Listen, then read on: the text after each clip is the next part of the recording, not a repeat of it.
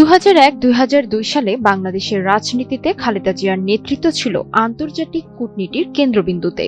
যুক্তরাষ্ট্র, চীন, পাকিস্তান, মিয়ানমার ও ভারতের শীর্ষ নেতাদের সঙ্গে তার সাক্ষাৎ ও রাষ্ট্রীয় সফরগুলো সে সময় দেশের বৈদেশিক সম্পর্ককে নতুন মাত্রা দেয়। 2001 সালের জাতীয় নির্বাচনের প্রস্তুতি দেখতে 3 দিনের সফরে বাংলাদেশে আসেন সাবেক মার্কিন রাষ্ট্রপতি জিমি কার্টার। এ সময় দেশটির শীর্ষ রাজনৈতিক নেতাদের সাথে দেখা করেন তিনি। 3 আগস্ট খালেদা জিয়ার সাথে দেখা করতে গেলে হাসি মুখে ক্যামেরার সামনে দাঁড়ান এই নেতারা। 2002 সালের 12 জানুয়ারি ঢাকায় চীন বাংলাদেশ মৈত্রী সম্মেলন কেন্দ্রের উদ্বোধনী অনুষ্ঠানে চীনের প্রধানমন্ত্রী ঝু রংজির সাথে কথা বলেন খালেদা জিয়া। আনুষ্ঠানিকভাবে তারা সম্মেলন কেন্দ্রটি উদ্বোধন করেন। চুল পড়া অনেক কমে গেছে, থ্যাংক ইউ মা। চুলের ভিটামিন জুই মাল্টিভিটামিন কোকোনাট অয়েল। 2002 সালের 29 জুলাই ঢাকায় পৌঁছানোর পর পাকিস্তানের তৎকালীন রাষ্ট্রপতি পারভেজ মোশাররফকে লাল গালিচা সংবর্ধনা দেওয়া হয়। বাংলাদেশের সে সময়কার ভারপ্রাপ্ত রাষ্ট্রপতি জমির উদ্দিন সরকার ও প্রধানমন্ত্রী খালেদা জিয়া তাকে স্বাগত জানান।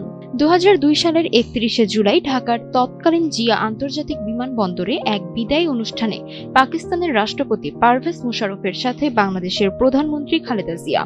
পাশে হাসছেন মোশাররফের স্ত্রী সেহবা।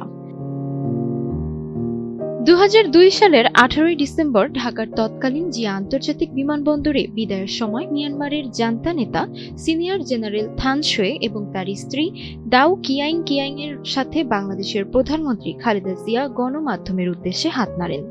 সেই সফরে থান শোয়ে দুই প্রতিবেশী দেশ বাংলাদেশ ও মিয়ানমারের অর্থনৈতিক চ্যালেঞ্জ মোকাবেলায় দ্বিপাক্ষিক সম্পর্ক জোরদার করার প্রতিশ্রুতি দেন। 2002 সালের 2রা মার্চ নয়াদিল্লিতে বাংলাদেশের প্রধানমন্ত্রী খালেদা জিয়ার সাথে পশ্চিমবঙ্গের তৎকালীন মুখ্যমন্ত্রী জ্যোতি বসু।